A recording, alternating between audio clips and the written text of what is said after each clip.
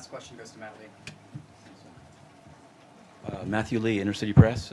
Thanks for the briefing, and on behalf of the Free UN Coalition for Access, hoping for question and answer stakeouts after consultations to hear what happened and ask you about it. I wanted to ask about Libya and Burundi.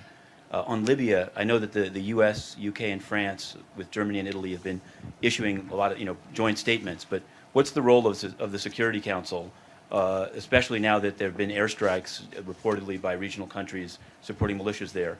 And on Burundi, I know that you visited there, and I wanted to know what's the status of the UN looking into allegations that the ruling party was arming its youth wing and trying to get the release of this human rights defender, Mpanimpa, who's, I believe, is still in jail after several months.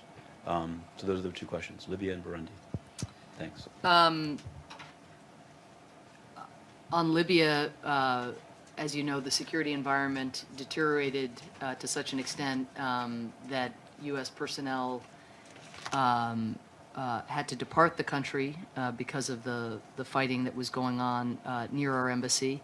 But I want to underscore that that has in no way diminished our role or that of our partners, whether inside the Council or internationally, regionally, and in terms of other stakeholders, at trying to support the efforts of the Libyan people, above all, and the Libyan government, the elected government, to bring this crisis to an end.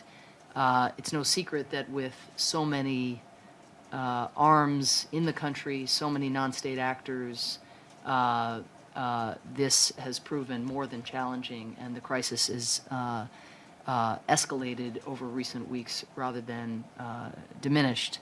I think we are very supportive of the new Special Representative Leon's efforts. We are hopeful that he can be point person.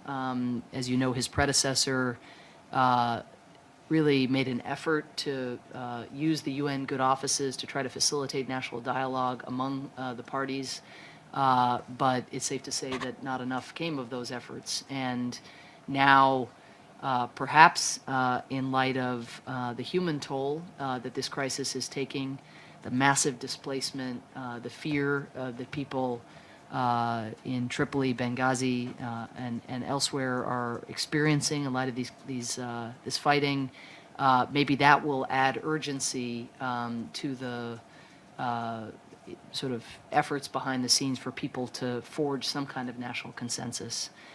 It has happened in more difficult circumstances even than this one, but no one can overstate the challenge that the Libyan people face, again, above all, given how militarized the situation has become.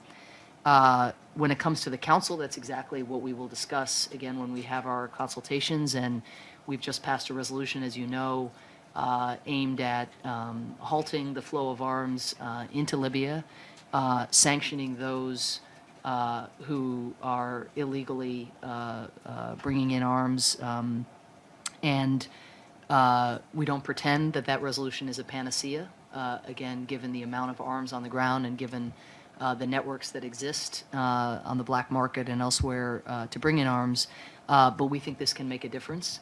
And we are very eager to hear from Mr. Leon and, again, from the Libyan leadership about the kinds of other steps the Council can take. Again, this is an issue on which, notwithstanding a history of some division on aspects related to Libya, everyone in the Council, as you saw, again, with the speed with which we were able to suspend or to sort of change the presumption on arms flows into the country, where any arms flow has to be approved by the Council. This is something I think, again, if there are proposals on the table, I think the Council can come to agreement.